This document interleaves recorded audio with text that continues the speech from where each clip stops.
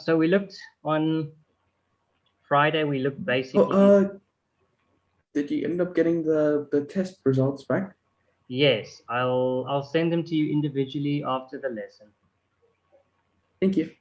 We'll have to do well again. I think the way I was teaching in the classroom with that broken internet and the whiteboard just wasn't working. So I think this is going to work quite a lot better because the marks for you and Zara, the marks dropped a lot, but it's understandable considering that the teaching it's just never the same. Hopefully this is going to be a lot better now. So anyways, let's have a look at indefinite integration. Okay, so we sort of touched on the whole idea on Thursday. We sort of took a very broad overview, not only of definite integration, but also of finding the area under the curve. And the two are very similar in that sense. Okay, so indefinite integration is just a process that we anti-differentiate and then we find a limit between 2 points. So if we wanted to find the area under a curve between x equal to 2 and x equal to 4, we would anti-differentiate to find the primitive function, and then we would take the values at the end point and we'd subtract the values at the start point. So we're just going to look at some of the definitions today, right? Just so that we can mathematically understand the problems. And then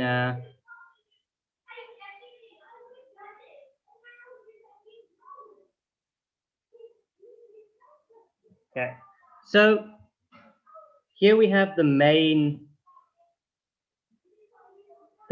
function. Okay, this is the one that we would call the fundamental principle of calculus. Okay, and basically, if you have a look on the left-hand side, right,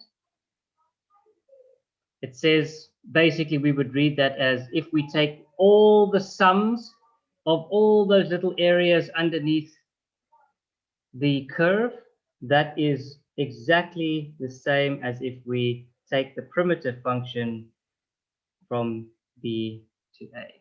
And that was basically what we were learning last week.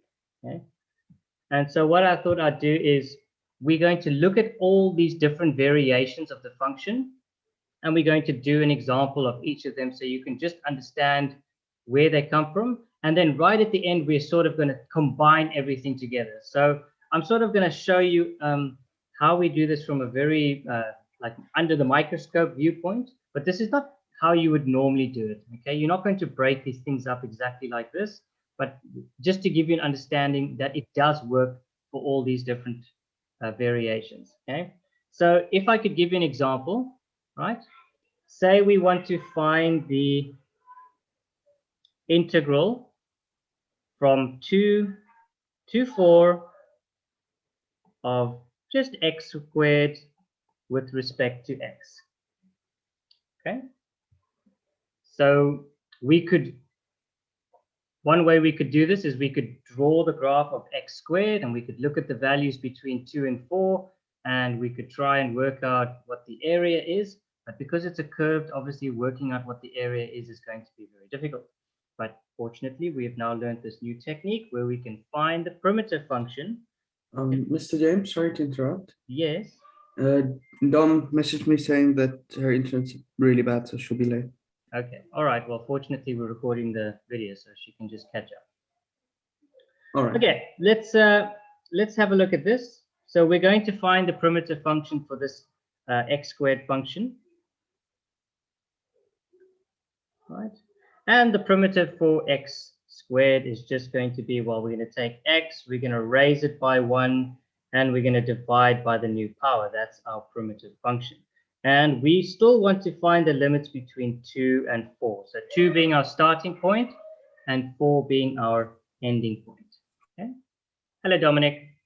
Right, now that we have found the primitive function. Good morning. I have the devil and she shall appear. I have recorded the lessons, Dom, so whatever you've missed in the beginning, you can just go back later and watch, okay? So we're just looking at definite integration, right? Basically, if you go look at page 250 in your textbook, you will see they give you, well, the formal definition that we worked on Friday, and then it gives you lots of different variations. And I just want to show you what all these variations are, that they're all exactly the same, and we can treat them just the way we've been working with all the other differentiation and anti-differentiation. Okay? So we're just looking at x squared between 2 and 4. In other words, if I wanted to find the area of x squared between the curve and the x-axis between 2 and 4, I'm going to anti-differentiate. And now I'm going to find those limits. So I'm going to take the f of 2. So in other words, I'm going to take 4 cubed over 3, take away 2 cubed over 3, and that's going to give me 56 over 3. So that would be the area under the curve. Okay. So a nice, easy one to get us in. Okay.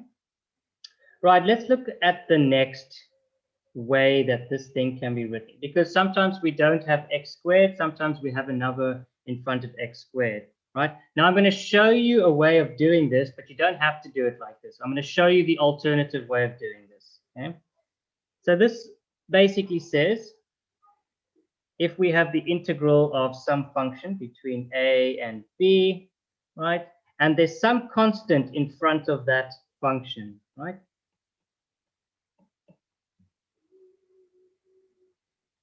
Basically, we can write this as, we can take the constant out and we can find the limit between a and b of this function with respect to x. Okay, now that might sound all weird and funny, and I'll show you an example. Obviously, k must be a constant, it can't be a variable. Okay, so what this would look like in the real world is, let's take an example here of 4x cubed, and I want to find between 1 and 4. Oh, sorry, not 4.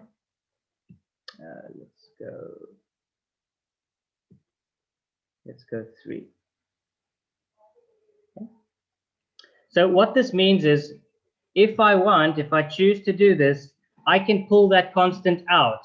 Okay, so I can actually just rewrite this as 4. I can pull the constant away from x cubed, and now I can just look at this thing by itself. Now I'm going to show you that we can do this way, or we can just do it the way we've kind of got used to doing it, with the constant involved as well. Okay, so if we have to anti-differentiate this now, okay, we're going to raise the power by 1, divide by the new power, and we want this between 1 and 3. Okay, except this time, very importantly, we have this 4 in front of it. Okay, because we've pulled the 4 out. Okay, so when we are looking at this limit, we need to remember that this 4 is going to stay constant. Okay, and now we're going to take, it'll be 3 to the power of 4 over 4 minus 1 to the power of 4 over 4. And this will be equal to 4 times 81 minus 1 over 4.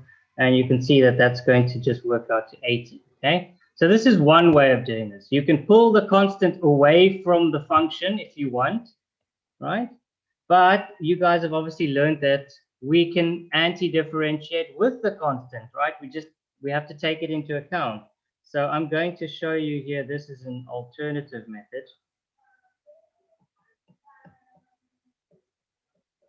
But this is obviously going to be the fastest way.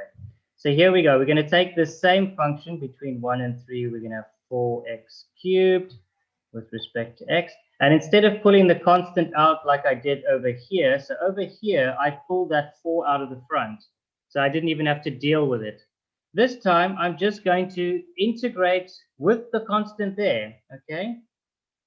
So if we had to anti-differentiate this, and you've done this many times before, we write 4x, we raise it to the power of 4, and we divide by 4. Okay, and that's between 1 and 3. And we can see that these 4s are going to cancel out. Okay, that's just going to leave me with x to the power of 4. Okay, so now if I want to look at those functions, I can take the f of, sorry, not like that. I can take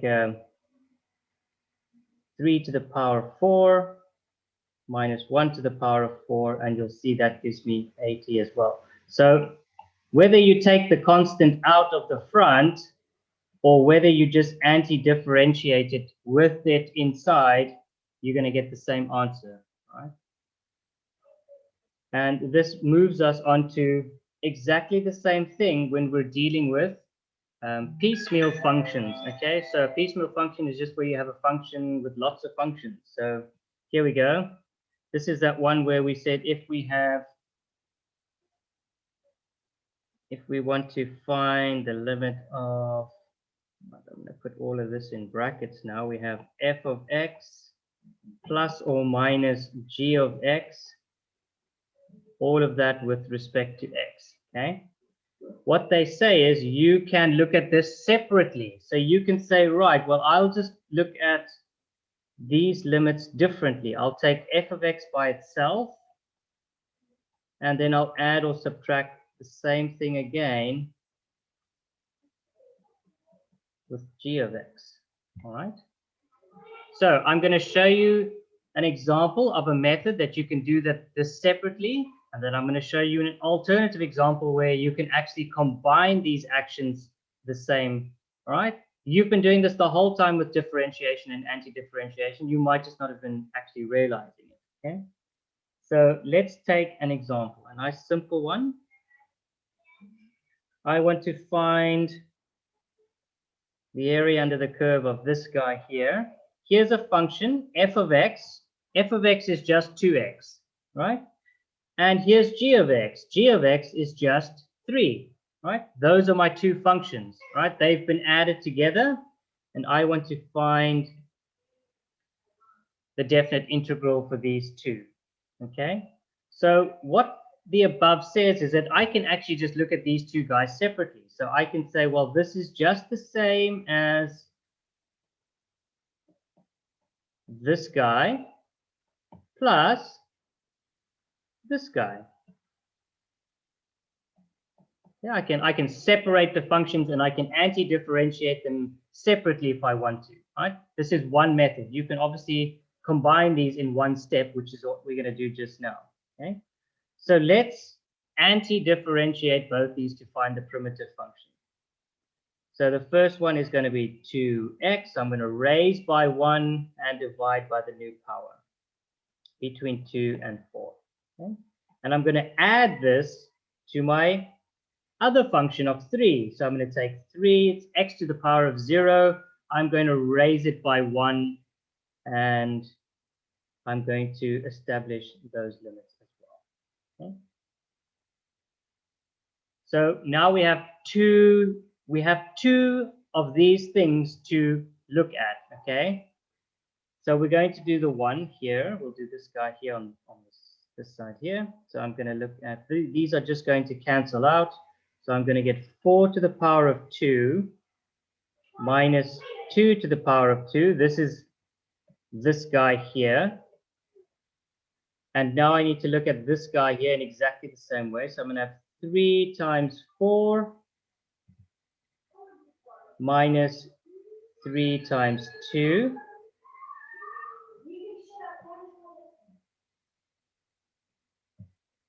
This is going to give me, I think this is going to be 12 plus 6, which is going to give me 18, okay? So I've looked at these two guys very differently. I've separated them from each other. I did 2x by itself, and then I did 3 by itself. Now, alternatively,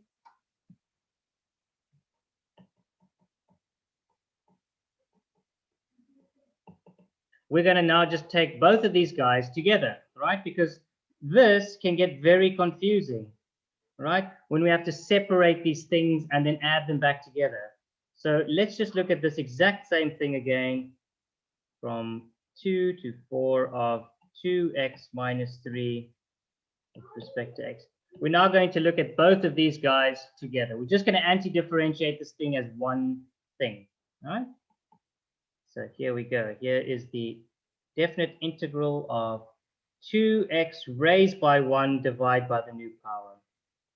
It's x to the power of 0 raised to the power of 1 divided by 1. And we're looking at this between 2 and 4. I'm going to do the same thing now. I'm going to take my function and I'm going to go 4 squared minus 3 times 4. And I'm going to take that away from 2 squared. Did I write the wrong function? This is, sorry, these are supposed to be pluses here. Okay.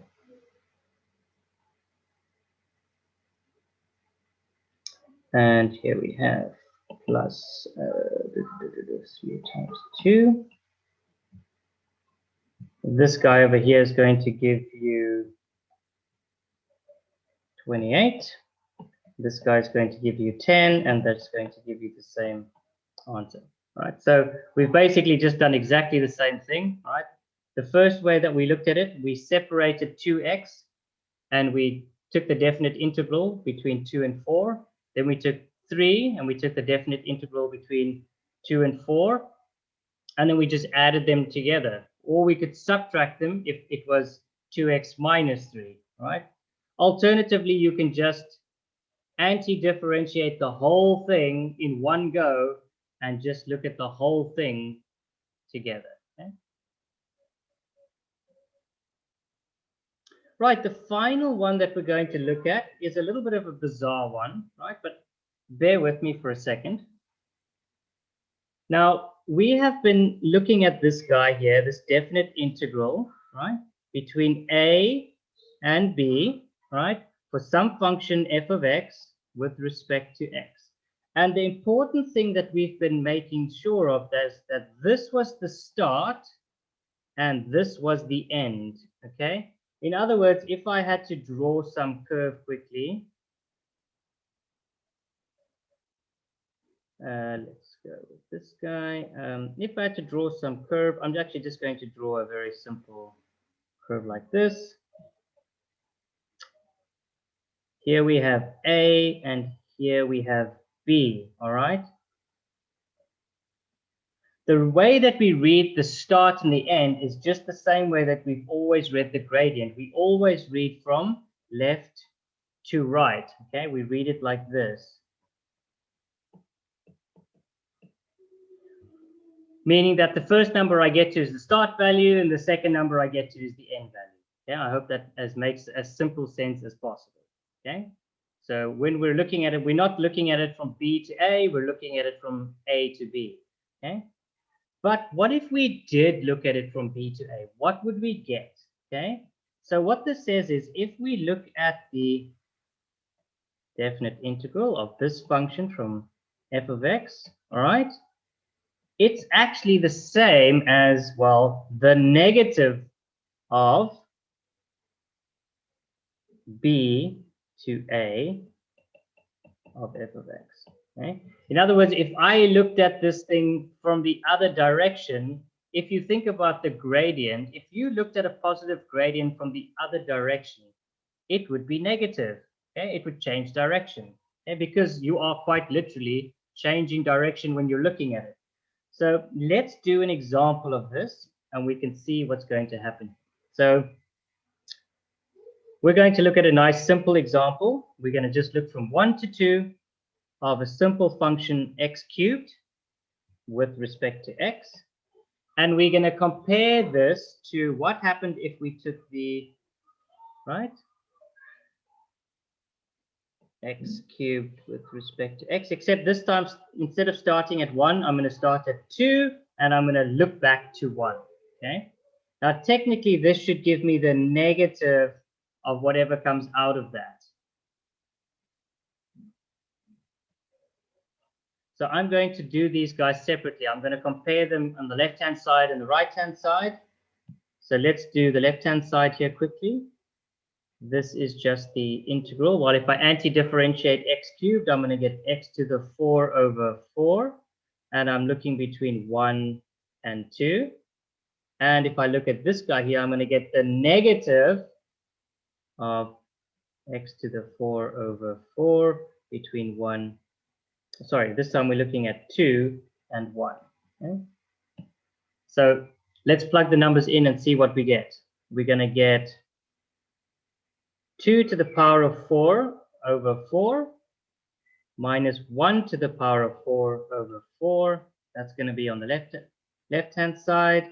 This is going to give me 15 over 4.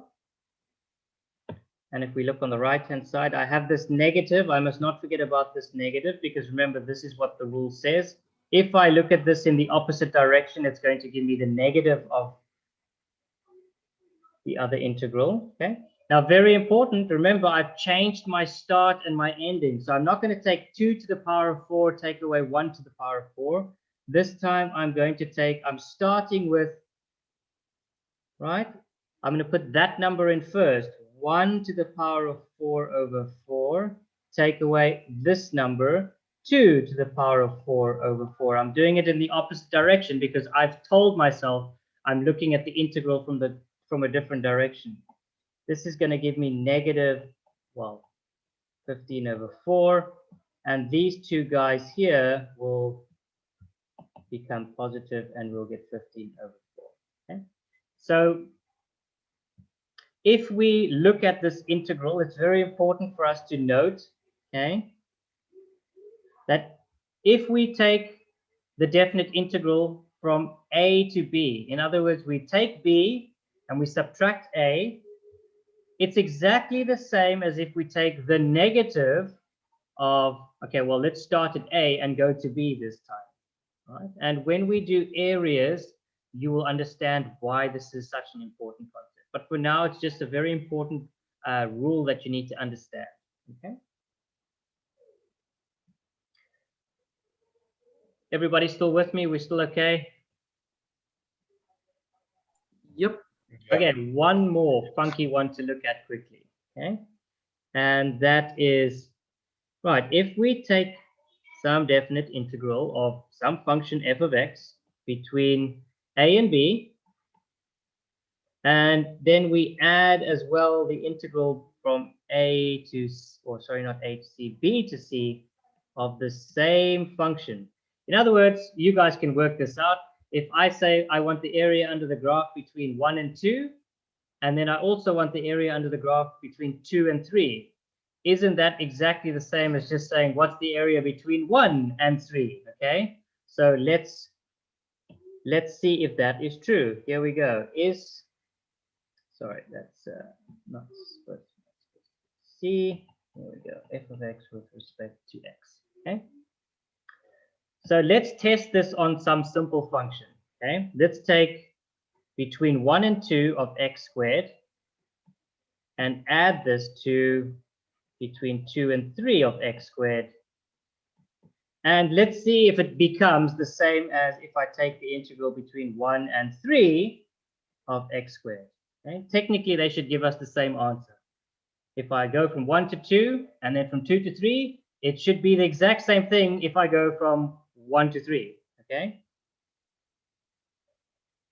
So we're first going to find the integral of both of these guys. So here we have x cubed over 3 between 1 and 2, and I'm adding that to x cubed over 3 between 2 and 3. And on this guy, this side, just by himself, we've got x cubed over 3 between 1 and 3. Okay, so these guys should both give us the same answer. Let's check that it's working. Okay. Right, on this side, I'm going to start with my 2. So I'm going to take 2 cubed over 3, take away 1 cubed over 3. That's my first guy. And I'm adding that to, I'm starting with 3 this time. 3 cubed minus 2 cubed over 3. That's going to give me 7/3 plus 56/3, which gives me 21. Okay. Right, let's have a look if we get the same thing on the other side.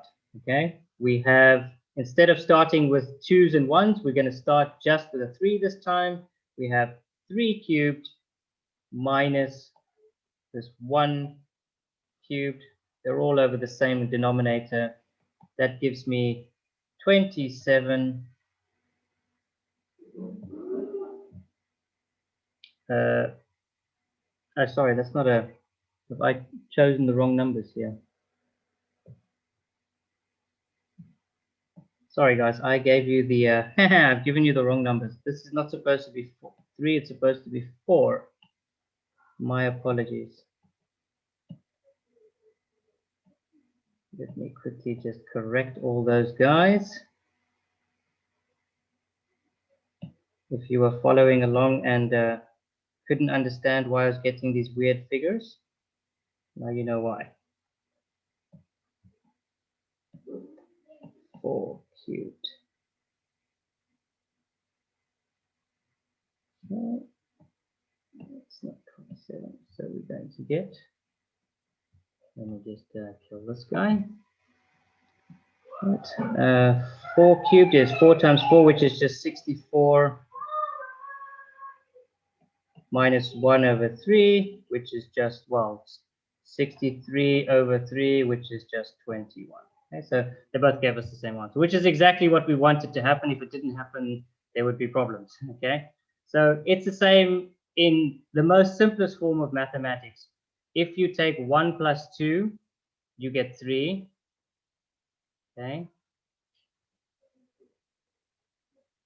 If you add another 2, you get 5, but you could have just taken 1 plus 4 in the beginning and you could have got the same answer. Okay.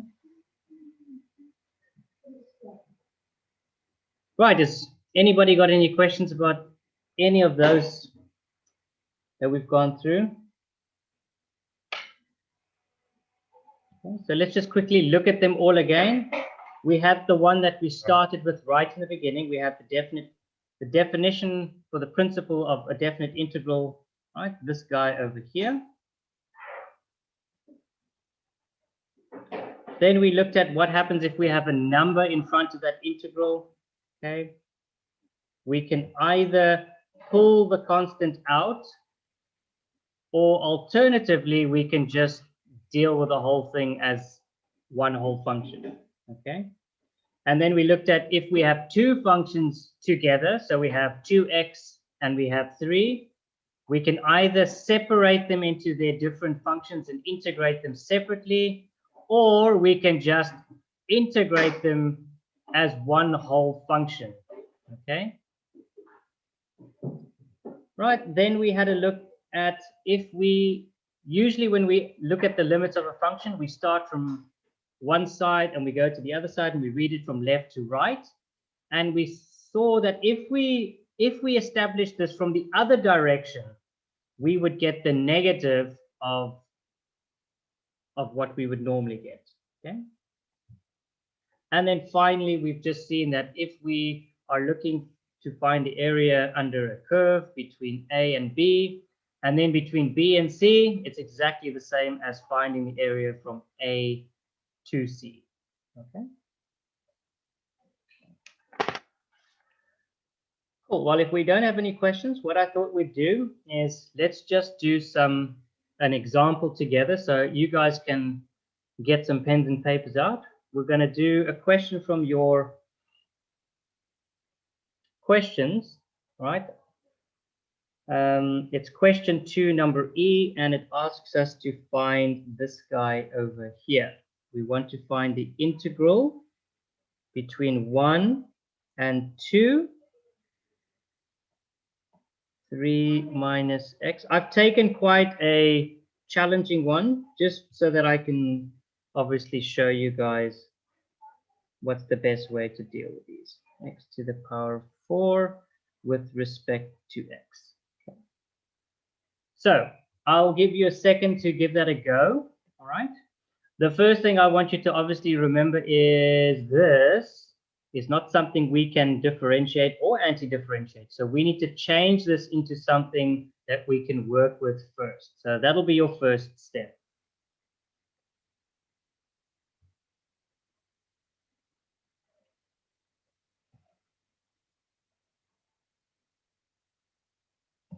I'll give you 2 or so minutes to give that a go. Okay? And then we'll look at it together.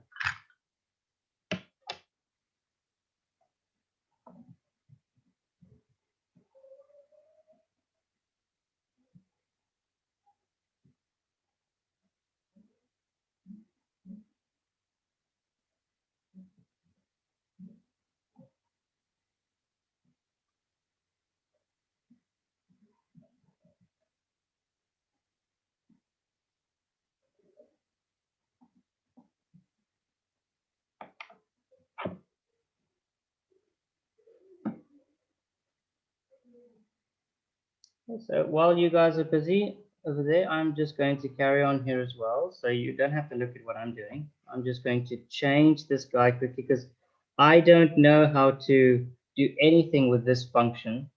So actually, instead of writing anything, what I'm going to do is I'm just sort of off to the side here. I'm just going to look at this guy quickly and go, right, if I expand this out, I'm going to get 24, let's see, minus 5x minus x squared all over x to the power of 4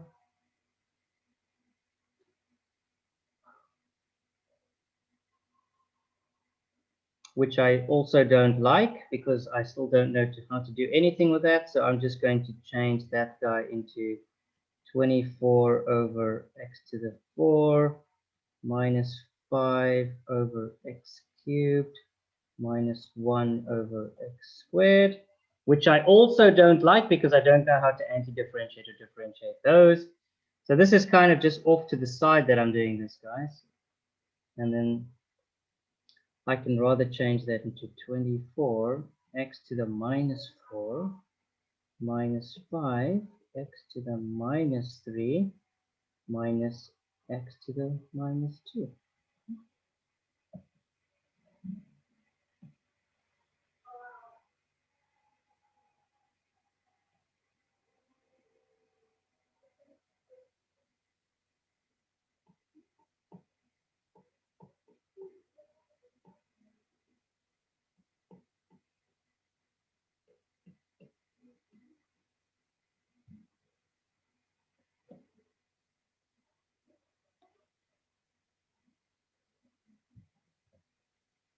So this is the first step that you should have gotten to. Right? You should have first broken your function down into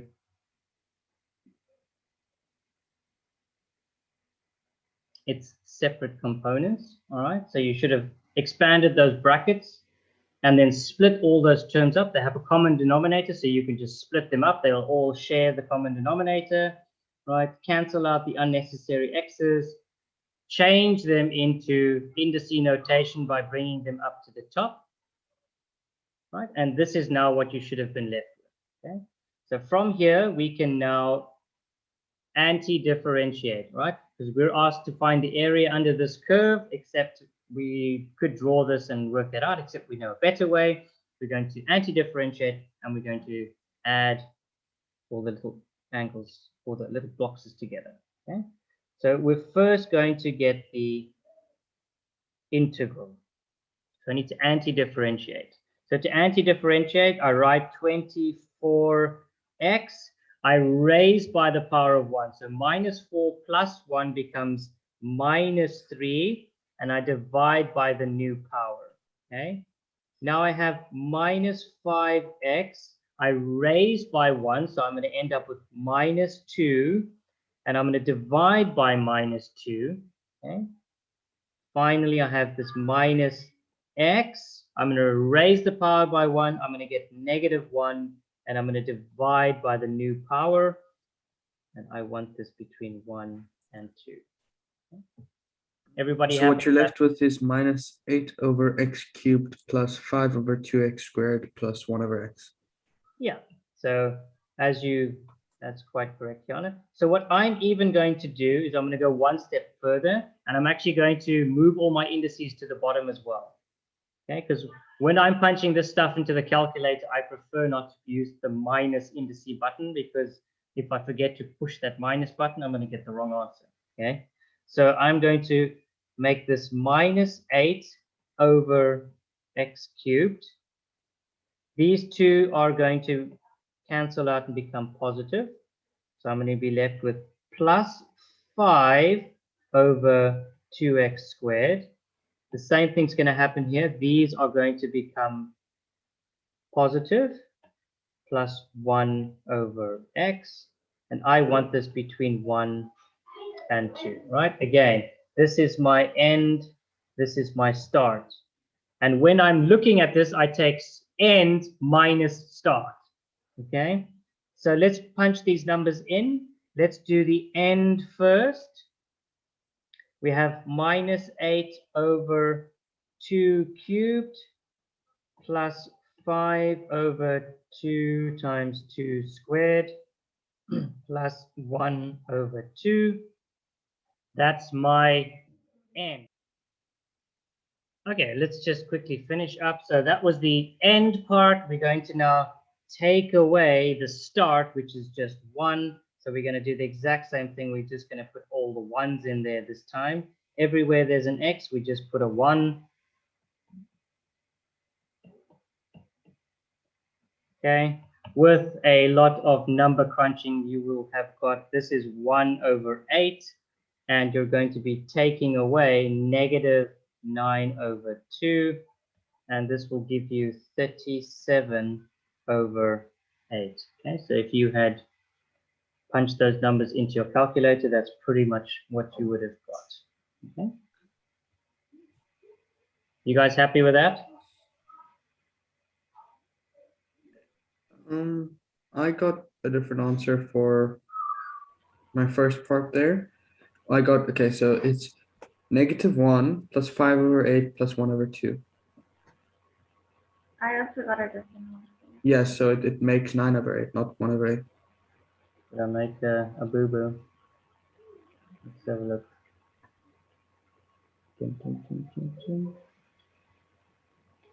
Oh, no, I just didn't subtract. Yeah, you're right. It is 1 over 8. It's 9 over 8 minus 1 over 8. I think. Well, Yeah, it is definitely 37 over 8 is the answer. So this is where all your skills of keeping track of minus and pluses and things definitely is to your advantage, okay? Because you can see this stuff can get really messy very quickly.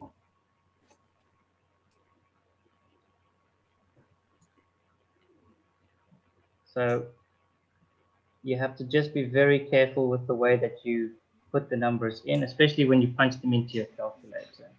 But you will definitely have got 1/8 over here, and this is minus 9 over 2. Remember, this double negative just becomes a positive here. You get 37 over 8. Maybe you can just compare what I've done to what you've done, and you will find your mistake somewhere. Okay, I'm going to leave you with some homework. It's not a lot, just a couple, just to get us into the the flow of this. I mean, obviously you can see this, the concept isn't very difficult, but when you have to actually anti-differentiate and work these functions, it can get really messy very quickly if you don't keep track of what's going on. Okay, so just good practice helps. So we looked at that. We can do B, D, and F. And then I'd like you guys to look at 4, 5, and 6. Now, these guys here, okay, are not difficult, except there's a little bit of a trick there, all right? We have to be careful. So what I can quickly do is I will just quickly share the screen for you.